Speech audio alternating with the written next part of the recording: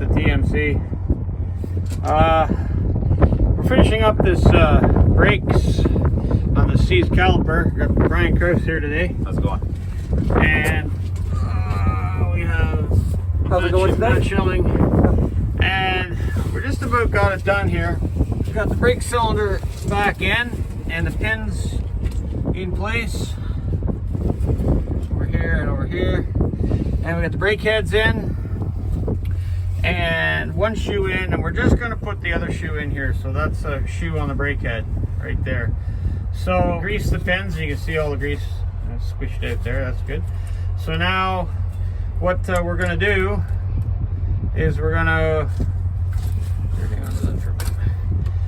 put the brake cylinder, we're going to put the brake shoe in, and on a Budd car, that's what the brake shoe looks like. Okay, this is the older style. The newer style doesn't have the split shoes there. They're all rebuildable like that, but that center piece where my finger is here, that was for the old discs that had a ridge down the middle. This one is a newer disc. It does not have the ridge down the middle. So if you have a disc that has a ridge, you have to use this style of shoe. But with a smooth disc, you can use any stuff. So we're just going to put this in here. And how this goes, I don't know if I can do this. Okay, it gets in here like this. Alright, so it slides down the brake head, and then you put the pin through this hole there, and then there's a keeper at the bottom right there, and it just drops in. Literally, that's all there is to it. And then on top of that, now you have a keeper and a spring. Okay, so you got a spring and a keeper, or a washer, and then you put the keeper in place like so, and then you take a hammer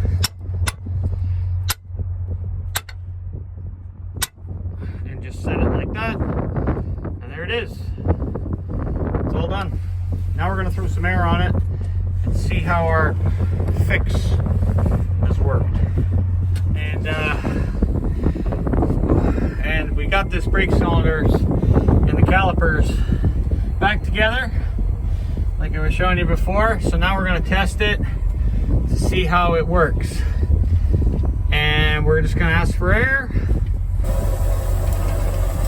Oh, look at that. Beautiful. Very, very nice. Can I get a release, please?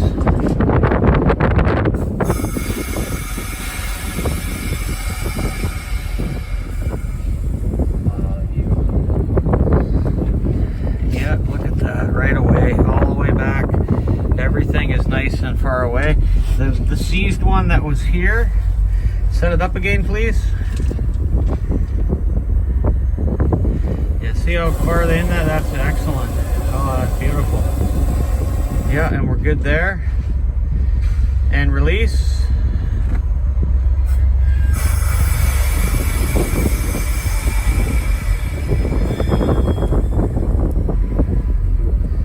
Yep, that's great. And see that right here? That's all the way in now. The piston is all the way in, and it's fully released. We won't have any trouble with this now. Excellent. I'm very happy with that. You know, it's a lot of work, but it's nice to see it all done and working properly. Correct. Yep. Okay, so let's move on to 6205 and carry on. Sounds good. Let's go see. All right. I'm doing some work for 6138 for the Waterloo guys. And 6138 has a blown brake cylinder. You know what the brake cylinders look like from the other videos that you've seen. But this is not 6138's truck. This is my spare truck. And yes, it's upside down. But being a parts truck, we can take a brake cylinder, 7.5-inch brake cylinder. I removed it from that side there. I also removed a 6-inch brake cylinder, 6.5-inch brake cylinder from that side there. I pulled them in the shop, and we'll take a look and see if we can't reuse these ones, since these are obsolete now. You can't buy them. And what you can buy is rebuilt ones, but they're astronomically expensive. Alright, so there's the 2 cylinders. Yes, that one there did not look like that when I pulled it off.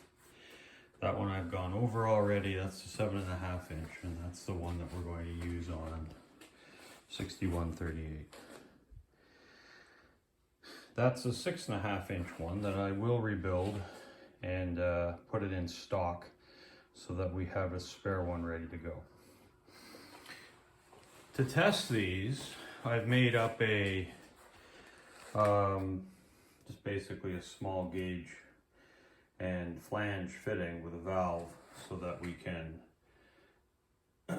put air on the cylinder, and then I made a cage up, which is here, that rod.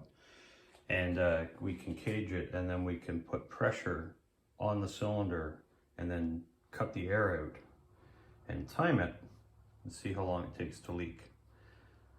And if it passes, it passes. If it fails, then we have to rebuild it. All right, so let's put air on it, and I'll show you. All right, so there's the gauge and flange installed on the brake cylinder. Now we need some air, so let's go turn the air on.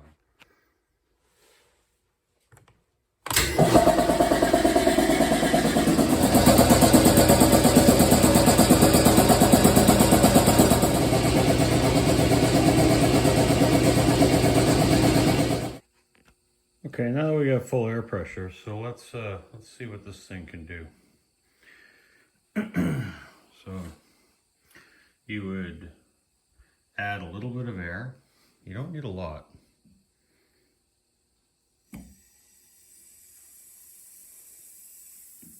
Right? So there's an application.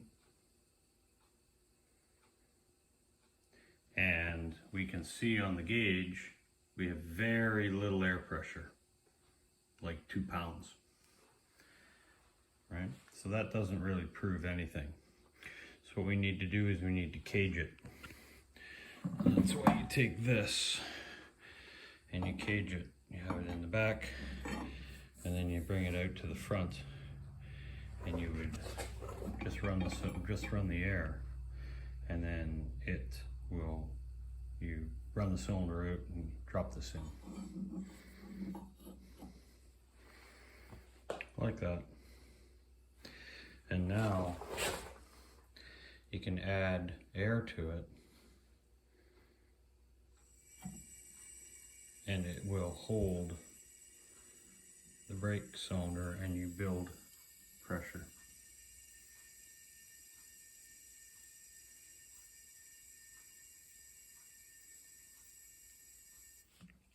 .40 psi is roughly what your brake cylinder should be at. And what you do is you time that now and see if it drops. And if it doesn't drop, you have to wait till it settles out, and you'd start it about now. And if it does not drop 5 pounds within 1 minute, you're good to go.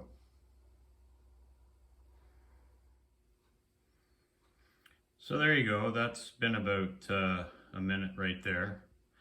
And we have, after it's settled, we only have a loss of about ½ pound. Each tick is 2 pounds. So it's still good there. Now to release the brakes, release the air, and you open the valve.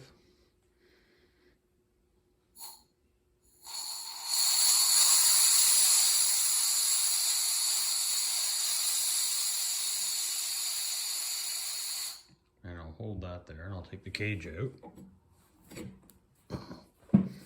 Oh, not enough. Take the cage out.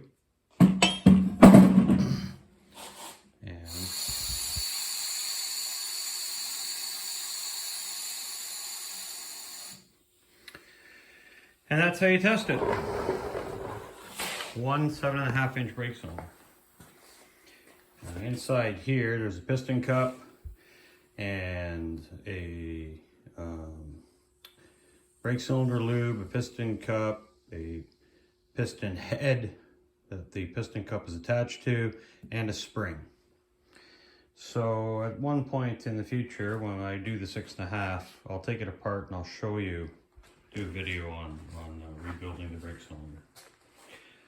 So let's put this on 6138 now. There. Thanks.